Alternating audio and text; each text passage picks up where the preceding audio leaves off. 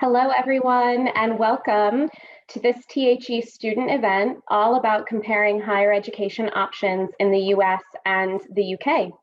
I'm Jamie Ramacati, Head of Content for Student Events at THE, and we have a great discussion planned today in partnership with the International University Alliance and Shorelight. Our aim is to break down the differences and similarities between studying in the UK and the US, and to help you understand which destination might be the right fit for you. We'll talk about everything from the application process to the student experience. Please feel free to submit questions for the panel throughout the session using the Q&A button. Before we begin the discussion, I'd like to spend just a few minutes talking about the rankings that are available to you from Times Higher Education, which can be a great place to begin your research if you're not sure where you want to study. There's a vast amount of information available through the rankings, and I want to just briefly highlight that they are more than just a list of universities, but actually a great interactive tool to help you focus your search for the right university. I'll briefly tell you about two sets of rankings and talk about how you can dig into the data behind them. The largest and most comprehensive ranking set, and probably the one that you've heard of, is the Times Higher Education World University Rankings. The World University Rankings looks at over 1,500 universities in 93 countries and regions around the world. And they're based on 13 performance indicators, rooted in measuring a university's performance in four main areas: teaching, research, knowledge transfer, and international outlook. We also have the THE Impact Rankings, which are totally unique in terms of highlighting areas of university performance that are not covered in other rankings. The latest version of the Impact Rankings was just released a few weeks ago and includes 1,117 universities from 94 countries. The Impact Rankings are based on the UN's Sustainable Development Goals, or SDGs, and there are 18 rankings, one overall ranking, and then 17 separate rankings for each of the SDGs. And while you likely won't use these rankings to make a final decision about where to study, they're a great way for you to see which universities are doing exceptional work in areas that are most important to you, whether that's climate change or gender equality. Now I want to just talk about the practicalities of actually using the rankings. It's really important that you understand that they're more than just a list of top universities, but actually a tool that you can dig into and customize a little bit. They can also help you answer some of the questions that directly relate to your university experience and outcomes. Things like, does the university attract a lot of international students? And do they have close links to industry? The big advantage of having a proper, fully balanced ranking rather than something really narrow is that we have a really significant amount of data to draw on. We have millions of data points about the universities in the rankings, and this allows us to break things down and focus in on areas that matter most to students. The site is designed to be used as an interactive tool where you can filter by location, subject, or performance indicator. And you'll see here I've highlighted in yellow where you can click on those drop downs. And then when you click on a university profile, you can dig even deeper into the data. And you'll see this on the other side of the screen. You can click on each of those performance metrics and learn more about how that university scored in that area. You can also see where the university has landed in the rankings in previous years and how they compare to other universities in the rankings. Because of all of the data collected, we're also able to break it down into various subsets, things like most international universities in the world, best universities in particular destinations, and the subject rankings. All of these subsets and the full rankings lists are free resources available to you at timeshighereducation.com/student. I should also add that using the rankings can be a great place to start, and it can be a great reference point for you throughout your university search. But there are, of course, many other factors to consider in determining whether or not a university is the right fit for you. And with that, I would like to now introduce our panel and waste no further time getting into our discussion. I'm joined today by Bill Durden, President of the International University Alliance, Research Professor in the School of Education at Johns Hopkins University, and President Emeritus at Dickinson College. We also have Justin Wood, Director of Global Student Recruitment at Coventry University here in the UK, and Bonnie Bao, current graduate student at King's College London and an alumna of the University of Utah. Thanks to each of you for being here today and for sharing your perspective on US and UK higher education. We certainly have experts in Bill and Justin, and we're delighted to have Bonnie here to share her experience as a student in each of the destinations. I thought, Bill, we could maybe begin by you just sharing a few remarks and comments about the International University Alliance with us. Thank you, Jamie, and I'm delighted, and IUA is delighted to join with you here for this presentation. Also, to all those who are joining, thank you for your curiosity and your interest in two rather intriguing and very prominent educational platforms in the world. I'd just like to, again, comment on the International University Alliance, what it is. It is actually a nonprofit association or union of 21 what we call top-tier universities in the United States.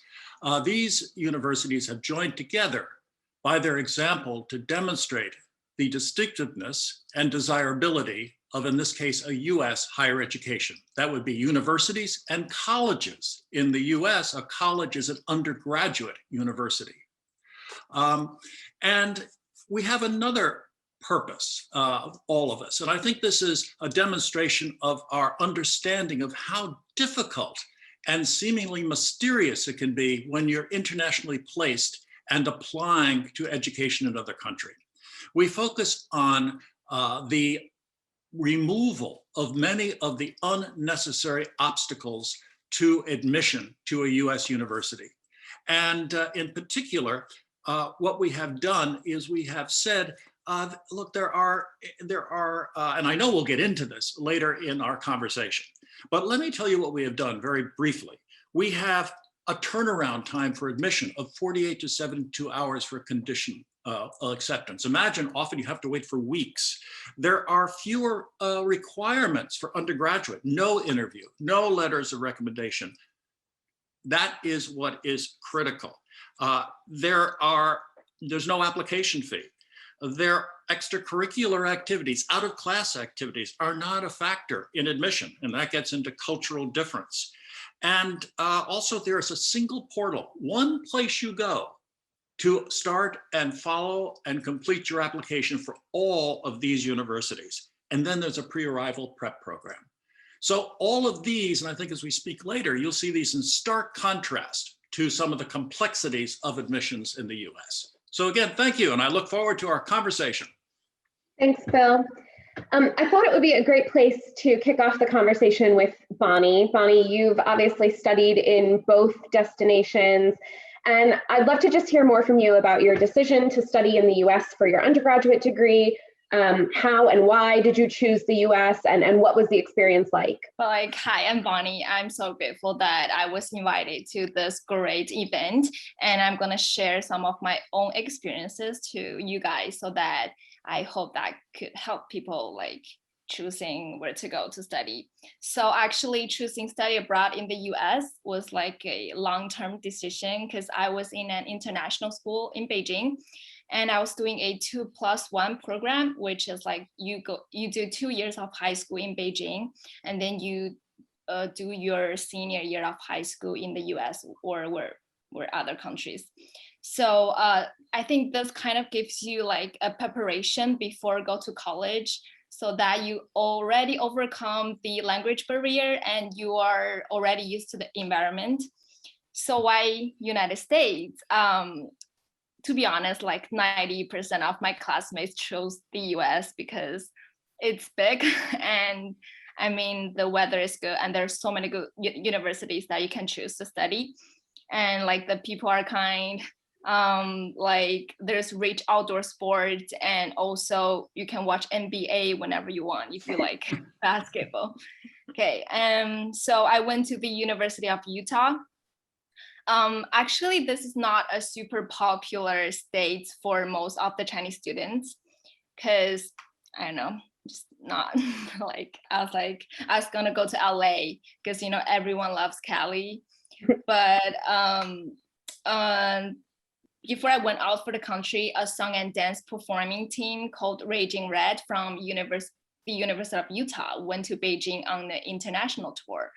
And like their tour guide was my mom's best friend. So I was invited for the performance, and I was in China Children's Choir for like 11 years. So I'm really interested in singing and dancing, performing the stuff. So when I saw Raging Red performing, I'm like, oh, this is so different than my choir in China, because everyone sings just so differently. Like, yeah, they seem so happy and they're super confident and they make interactions with the audience. So I really wanted to join this team. So I asked my mom, can I go to Utah? And my mom's like, okay, I heard that's a super safe state. So she said yes. So here I come. And well, I have to say Raging Red, like this team occupies like a huge part of my campus life in the US. And it really helped me fit into American culture. And like, because I was the only Chinese student in that team, and I hang out with my team members every day. We go to rehearsals every day, and we hang out at Denny's to getting breakfast, and we like hold our own parties. So I would say that like my team member just became to my family members, and I appreciated being on my own on the other country. Yeah. So they gave me a lot of energies. Okay, so I want to say that like, yeah. I was just gonna say, we're gonna talk a little bit more about student life in a little while, but Bonnie, I think just the way that you even ended up at the University of Utah is such a great example to students of how, you know, where a university ranks, or, you know, some of those things that students generally might turn to as sort of a first indicator of whether or not they may want to attend that university actually had nothing to do with your choice, that you had this sort of personal connection to the institution, that you had an experience with the university. And I think that is just such a good indicator of how, you know, a university that's the right fit for you can sort of come from any part of your interests or your extracurricular life or your study interests, that it doesn't just have to be, you know, the factors that we normally think of when students are looking for universities. And we're definitely going to come back to you to talk a little bit more about that student life experience, and also about your experience studying in the UK as well. I'd like to kind of though start at the beginning of the process, and we'll sort of work our way through chronologically. I want to start with the application process. And Bill, you alluded to sort of the complexities of the US application process. And of course, the application process in general is one of the big differences between the US and the UK in terms of what universities are looking for, how the process works, the number of universities a student can apply to. So I wonder, in the US, we know that a lot of universities use a holistic admissions process, and we often hear that term sort of associated with US university admissions and the sheer volume of information that students have to submit to universities. Can you tell us a little bit more about what holistic admissions is, and what pieces of information universities are looking at to determine whether or not a student might be a good fit? And I know this is a difficult question to answer because we're talking about, you know, 3,000 plus institutions of higher education in the United States. But I think just shedding some light on what holistic admissions is and what students can expect from the process is helpful. Glad to do that, Jamie. And let me first say, I gave you some of the simplification that the IUA institutions took up, and Utah, by the way, is an IUA institution. But for the regular process, it is mysterious, even to US citizens. It is absolutely mysterious. It really doesn't seem to make sense, but to universities it does. Now, let me explain this word holistic, well-rounded. It's poking into a whole lot of areas of a person's existence, a person's life. It is universities and colleges have, and it may be misguided, but they have the notion that even though there are almost 4,000 colleges and universities in the United States, they're each distinctive. They each have a certain personality. They have a certain spirit, and they treat students in different ways. Now, that may be true, it may not. It may be a matter of marketing, but nevertheless, they go at admissions with that intention. So they will look at academic objective criteria for admission, SATs, grades, these sorts of things. But then they expand to try to capture the well-rounded person who is involved out of the classroom or in school, but out of academics. Now, I have here, I just thought I'd take a little look. I have here a list of the factors that are taken into regular admissions at a flagship, very outstanding US university, public university. And there are 26 factors, 26 that go into that decision. And they go from this: high school achievement, I won't do all 26, grades in academic subjects, breadth of life experience. Isn't that an interesting one, right? And then think of being an international student and whether this fits into your experience. Maybe there's a little bit of underappreciation of the international audience in this. It is community involvement, community service, academic endeavors outside of the classroom, and then this mysterious US notion, leadership. And that is somewhat complex in other countries around the world. But all of this goes into committees, actually, even at large universities, that take all these factors and then make a decision. And I've had one person, for example, at one of America's most outstanding universities say to me, Bill, he said, here's how it works. We have thousands of highly qualified applicants. One of them plays the oboe. The symphony needs an oboe that year. The college music group needs an oboe. That person gets in. It's mysterious. That's why the IUA exists. Yeah, and you're right. It can be really mysterious, particularly for international students who are trying to navigate this process and don't have all of the context and the level of detail. And as you said, even for students in the United States, it's sort of shrouded in mystery, this idea of holistic admissions and which pieces of my application, help complete the puzzle as admissions committees are reviewing applications. You never know, because colleges and universities each year decide again what type of student they want to accept. So what worked last year may not work this year. Fascinating. Yeah, it really is. Justin, by contrast, thinking about the UK admissions process seems a lot more straightforward. We know that it's different than the US. We know that the universities evaluate applicants, dare I say, in a bit more sort of black and white manner and less of that gray area. But can you tell us a little bit about what that process is like in the UK, what universities are generally looking for, and how is it different than what Bill has just described?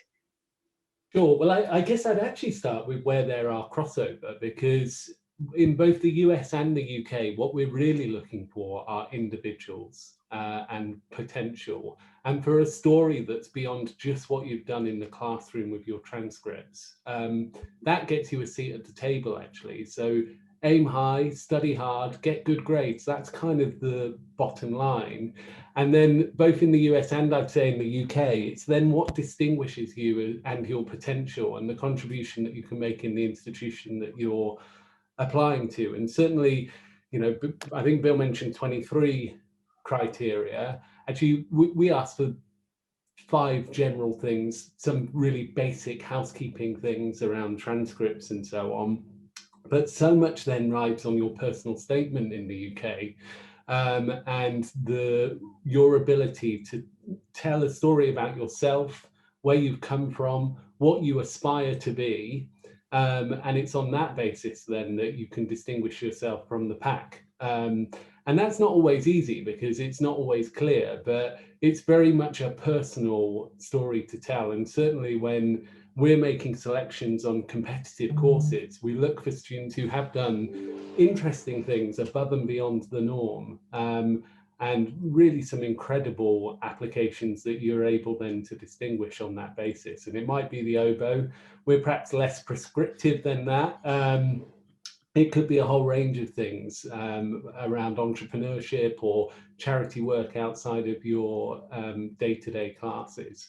But I think it's about illustrating in your personal statement who you are and the contribution that you're going to make and what you want to achieve in your life, which isn't always clearly set out when you're a young person. But also communicating that excitement about the ability to study overseas, I think, is something that's really critical. And then in terms of the process, actually, I think it's probably a bit easier. At undergraduate level, many universities still route applications through UCAS, which is a centralized application process in the UK.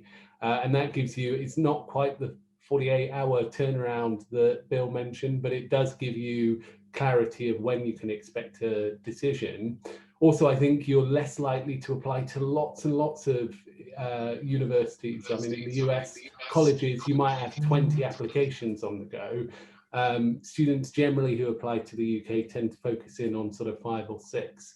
And even outside of UCAS, so certainly a university like Coventry will accept direct applications and will give a quicker answer on that.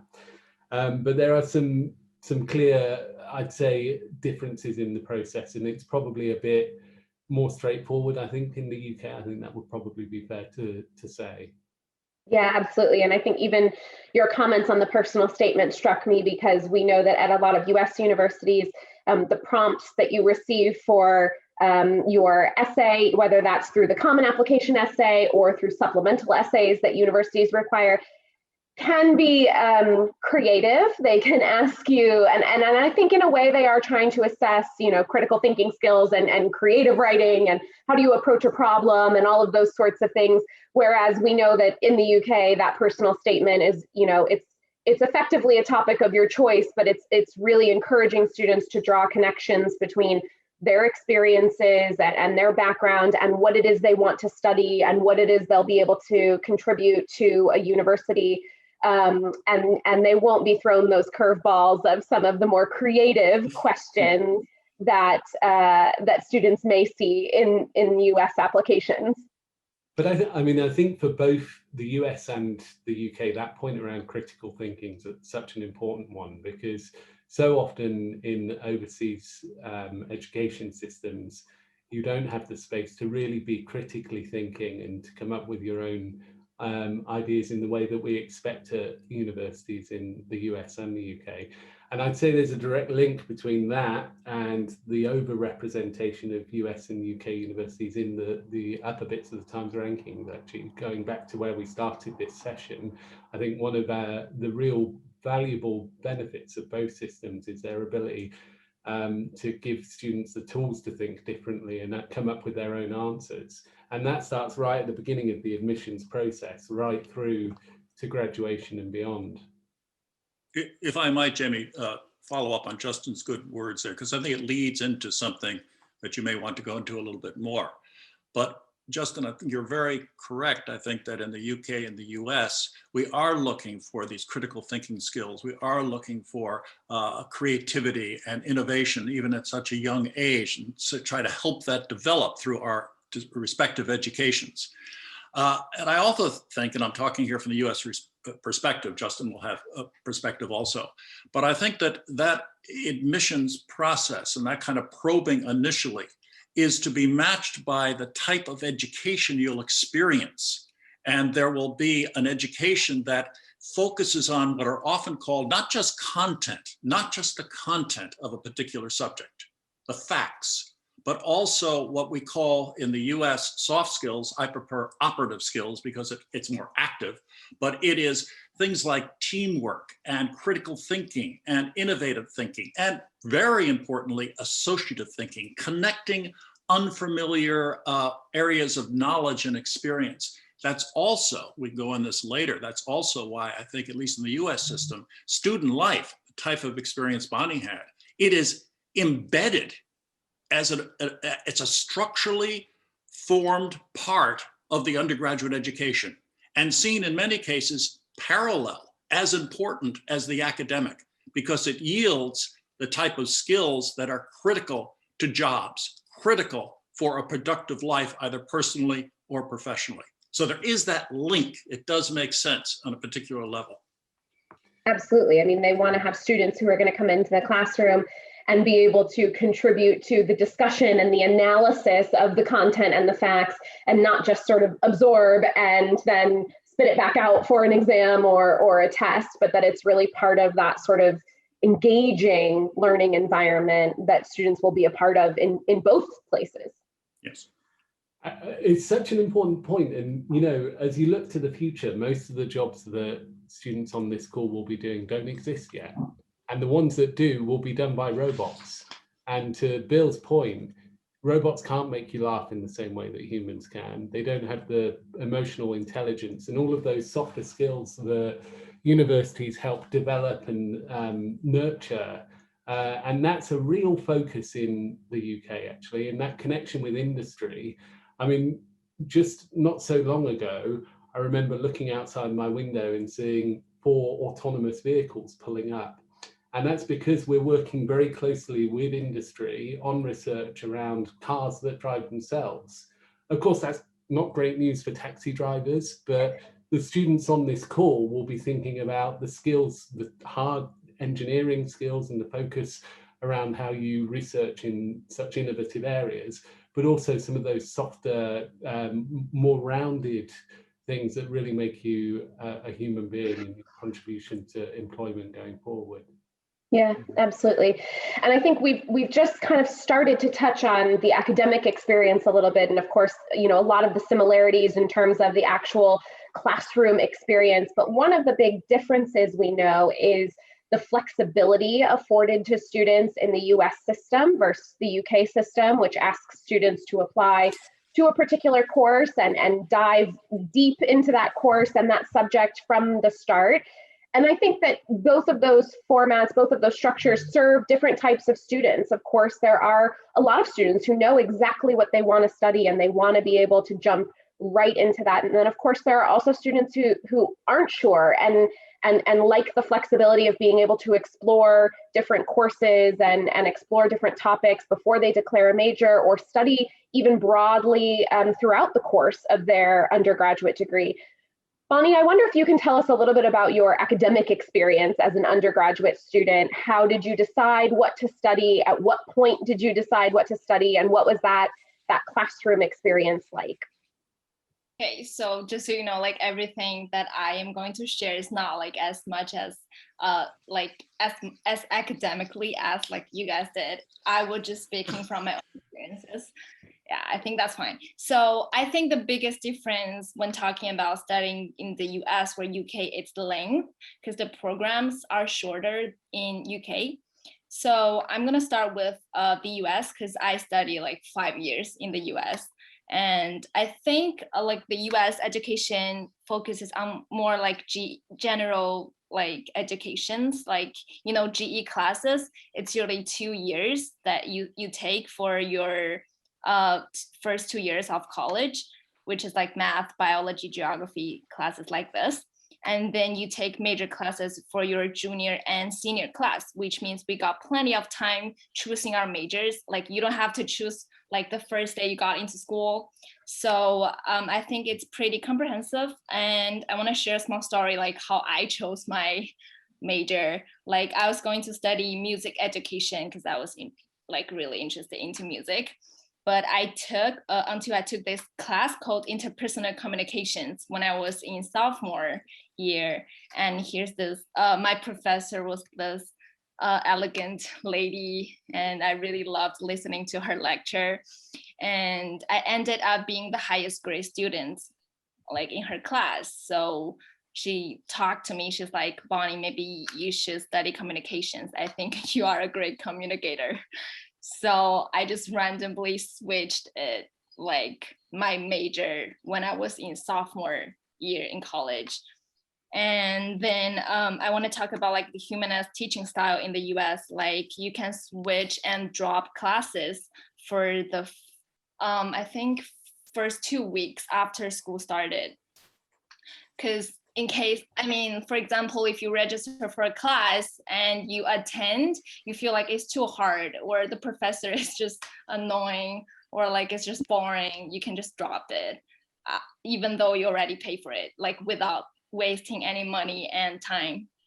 And then professors don't take attendance for the first 2 weeks of like school started because, you know, in case something happens or like my flight got canceled or something. And also attendance, small quizzes, exams, presentations group project, like everything counts as the final grade. So which means if you try, you will pass your classes with a great GPA. I mean, that's what I think you've touched on for sure some of the big differences, one of which you just mentioned, which is this notion in the US that you are evaluated throughout the term on lots of different things. And there may be, a handful of short projects or assignments that all count as 5% of your overall grade. And there may be a final exam that counts as 15% of your overall grade, but there's lots of evaluation points throughout the term. In the UK, and Justin, I'll certainly let you correct me if this is wrong, but I understand that in most cases, it's one or two examinations, maybe a small project here or there, and your whole evaluation is based on just those few items. So it's just a different sort of sense of your participation and engagement in the course and the things that you will submit over the course of the term. Yeah, I am going to catch on that. So. Just so you know, I went to King's College London for my master because I wanted to try somewhere new. I've never been there, so I chose one of the hardest major, which is cultural and creative industries, so CCI in my school. So I mean, like the programs are shorter, which means workload increased and classes are harder. But prep schools are provided for the student who did not pass language test.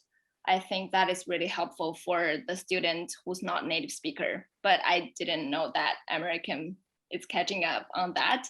So, okay, next. I think UK has a very proper writing style compared to American writing style. It's like basically relying more on literature. And I feel like when I study in London, my professors didn't like my American writing style so much. Like they always complain me about like using too little references. So they're like, if you like any paper, if you use less than 15 references, you will fail. I'm like, okay, that's not what I did in the US.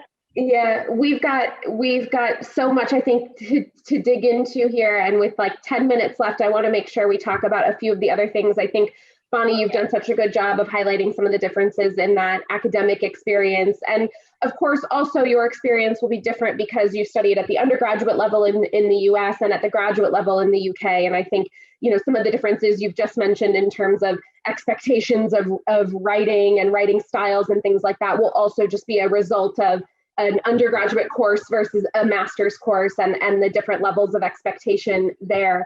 But Justin, I want to turn back to you because we've talked briefly about the less flexibility afforded to students in the UK, particularly in terms of when they're submitting their application and they need to know which course they'd like to apply to. You mentioned UCAS earlier, and certainly most students will apply through UCAS to up to 5 universities and typically to the same exact course at each of those 5 universities. And there may be some students in the audience today who are interested in studying in the UK. They think that this is the right destination for them, but they're maybe not quite sure what they want to study. What advice would you give to those students? Because I think there is sort of this automatic assumption that if you don't know what you want to study, the UK is not for you. And that's not necessarily true. Yeah, so actually, I mean, I really enjoyed hearing Bonnie's story because I think she's the model student. And I tell you why. It's because she didn't start out thinking I want to be an engineer, a lawyer, or a doctor. She followed her passion and what excited her. And I think there's a direct connection between following your passion and then the outcomes that you get as a student, because too often you see students who kind of go about it the wrong way. Maybe it's parental expectation, whatever it is, I'm going to do X, and it's not really where your heart is. So I guess Bonnie's a great example of following your passion and then the results follow. In terms of then how that relates to the UK, it is true to say that from the outset, you have a clearer direction. It is true that there's more focus, and actually that's why in the UK a bachelor's degree is 3 years. You can complete a master's degree in 1 year, you know, it tends to be about half certainly about a year shorter than in the US for that reason that you come in. But it's also true to say that even in the UK, there's increasing focus and you get choice within that degree. So also, you know, a degree in business management is a broad subject area, and you can specialize in your final year of an undergraduate degree. It will have much more focus than when you start out. And you have a lot of leverage to influence the direction that you take your degree, going back to that point about it being about you as an individual. But I'd also say that your degree is part of the university experience, and increasingly universities in the UK are much richer. And if you think about the typical university with hundreds of clubs and societies that run alongside your degree, and you might be studying engineering, but you're a member of the trading society, trading stocks and shares, or a whole other range of experiences that you can bring in as part of your student experience. And increasingly, in recognition that you do need a broader range of skills, universities are embedding curriculum around employability, innovation, and kind of areas beyond core disciplines. And certainly at Coventry, for example, across all of our undergraduates courses, you're able to choose a module that could have nothing to do with your core subject if it adds value to your experience and your overall profile. Because if you're doing fine art, you might be a phenomenal painter, but in order to sell your paintings, you might need a bit of sales experience, or you might need to understand accounting, and you'll have opportunities to get kind of additional input from those other subject areas, even in the UK. So I think some of those really classic distinctions, those barriers are coming down a little bit actually. And even around the assessment, you know, we increasingly see assessment throughout the year with modules and coursework, and the days of the big bad end of year exam are still there for some courses, but increasingly it's more of a mixed picture than that. So I guess the devil's in the detail for anyone considering either destination. Yeah, absolutely. And I think you bring up such a good point too about, you know, some of those skills and experiences and courses that may not directly relate to what you're studying, but still contribute to that overall experience. I know even in the United States, a lot of universities and we should say that in the US, although there is a degree of flexibility sort of above and beyond, I think, any other education system, you also have the ability to start studying, you know, what you want to study from day one. If you want to study business in the United States, you can start at a business school, but there will, generally speaking, be more of those general education courses involved. You're seeing more and more, you know, business and engineering schools in the US that are also requiring students to pick up a minor outside of the engineering or the business school, so something in the arts and sciences or something in the social sciences. So you're certainly seeing that, I think, across the board. But Bill, I want to turn to you specifically to talk about liberal arts education, because liberal arts colleges, liberal arts degrees are a term that we talk about a lot when we talk about US education. And I think they're perhaps a bit misunderstood. Many students see them and don't really know what that means. And I'd love for you, as someone who I know really believes in liberal arts education, to tell us a little bit more about that and about what that can mean for an undergraduate student. Sure, Jamie, glad to do that. And let me say that there are two parts: liberal arts education, of course, and that is many universities do that. It's often confused with general education, and that is where you require students to have a broad range of academic subject areas. All this is based on something rather interesting. We've been talking about it, and maybe I'll say it's embedded a bit in an American sensibility. I'll be so bold to say that. It's always dangerous, but nevertheless, it is the idea that while preparation, serious disciplined preparation is important, chance plays a role in life, and you must be receptive. And Bonnie mentioned that. She was intending one way, and suddenly here comes this person. I had that in my experience. And so I think there's this element that people recognize that not only does this exposure permit you to find out your interests and to probe areas that you might say, that's where I want to go, but also it's a little bit about how life works out. I was just looking at this. Here are, your majors don't really equate to your jobs in life.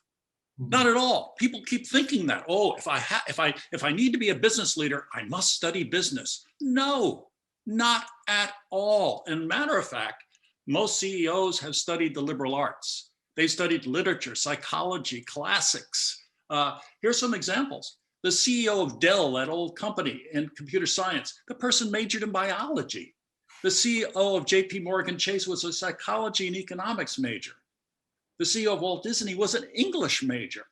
And the group president of Federated Stores was an Asian history major. And the first editor of US Today and the CEO of Gannett Inc., the publishing empire, was a political science major. So that's embedded in the American sensibility. Now, liberal arts colleges. I'm a graduate of one, Dickinson College. I was president there, but also a graduate. And what these are, one international, I was in Washington in the State Department, and one international, a colleague, I think from Turkey, leaned over, he said, the secret sauce of American education is liberal arts, or liberal arts colleges. These are highly esteemed, many of them, like a Williams, like a Wellesley, like a Smith, an Amherst, I'll put in Dickinson, Franklin and Marshall to be fair to our colleagues, but nevertheless, these institutions are generally small. They have faculty from, and I mean small by 1,000 to 3,000 students. They offer, and this is what people don't understand, and I get this, liberal arts includes the sciences. It includes computer science. Dickinson has a major in nanotechnology, an interdisciplinary major.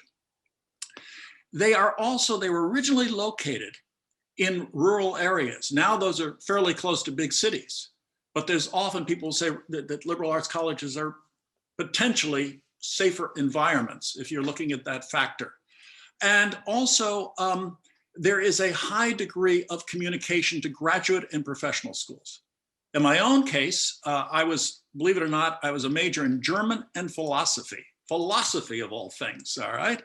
But what happened is I then went on to be president of a part of a publicly traded company, stayed in the academic world too, did various things that didn't seemingly correspond to my major.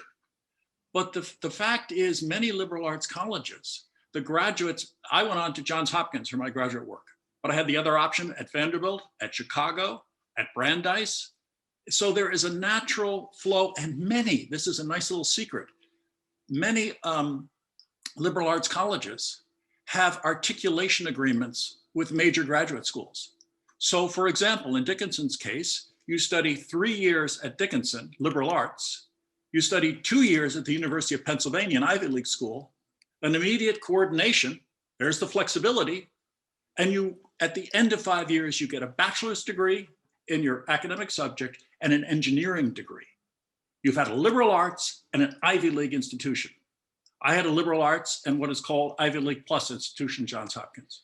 So there is that. But let me also mention something else seldom, this is again the flexibility, seldom mentioned. Large universities in the US also have mini colleges called honors colleges within them. These are institutions that try to mirror and I think most of the IUA institutions have these, they mirror liberal arts colleges or try to. And that's an option that few people internationally know about or apply to, but you can have the experience, arguably, of a liberal arts college within a major research university.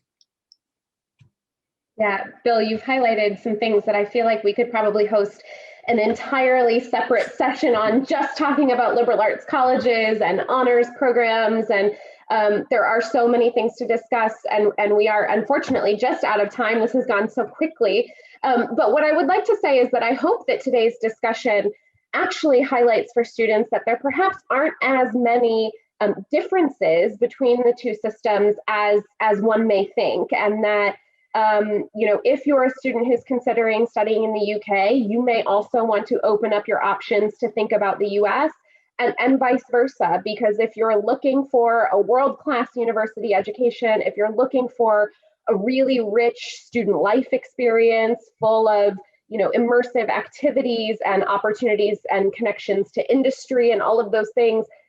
Both destinations will certainly provide that experience for you. So I would like to say a massive thank you to Bill and Justin and Bonnie for joining us today. Bonnie, I think hearing your student experience was incredibly helpful for students, and hearing just a little bit about your journey just reminds us that being open-minded and taking courses and realizing, hey, that's actually something I'm really interested in, is so much a part of the university experience for students. And it was great to hear that from you firsthand. And Bill and Justin for sharing your expertise in both of the destinations and their systems and application process. Again, I feel like we could probably talk for hours about this, but hopefully this has been a good taster session for students. And again, hopefully highlighting that there perhaps aren't as many differences between the two destinations as we maybe thought.